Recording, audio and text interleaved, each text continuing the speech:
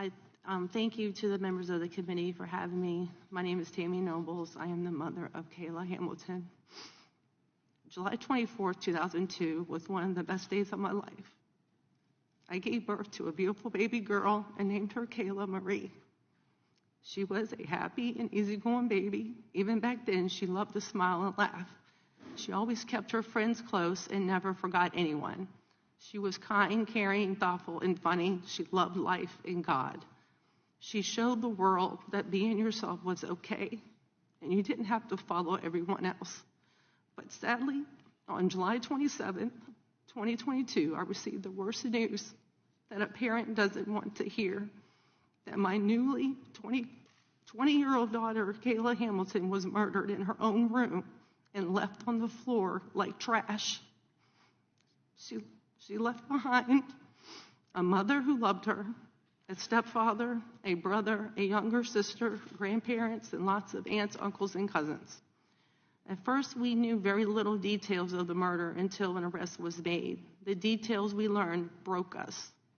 At the end of March of 2022, Kayla's murderer was apprehended by Border Patrol crossing illegally into the U.S. at the southwest border in Rio Grande City, Texas. I am not sure if he was vetted or not, but he was a 16-year-old known gang member affiliated with MS-13 in El Salvador.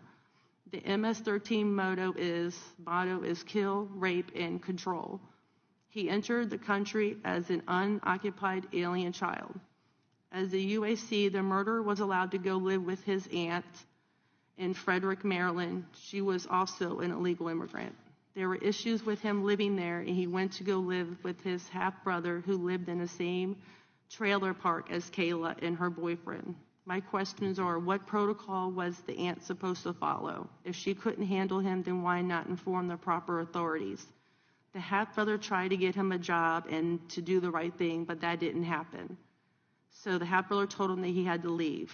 At the trailer park, an illegal immigrant owned numerous trailers and was subletting them out.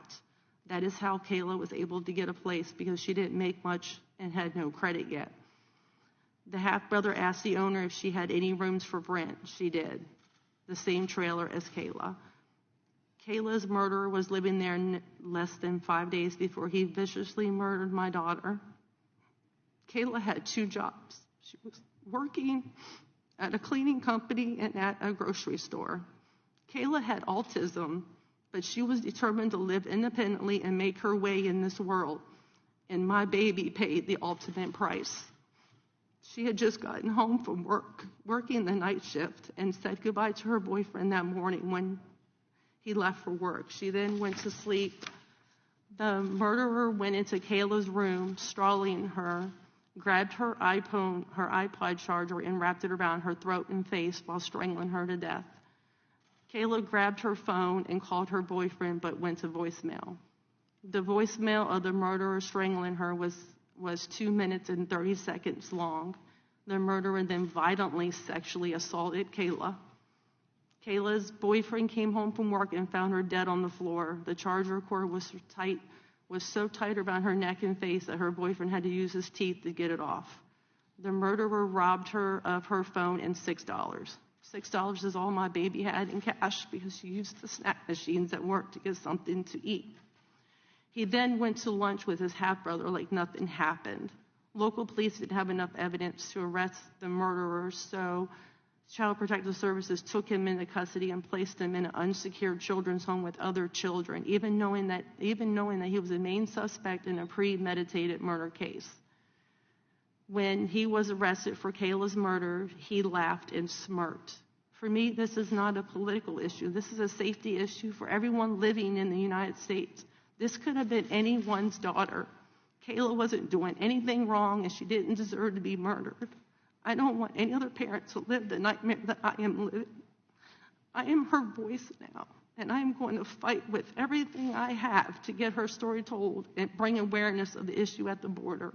I will make sure her memory lives on. Murder itself is already taboo, but then you mention MS-13 and nobody wants to touch it. Nothing will change if nobody talks about the problem.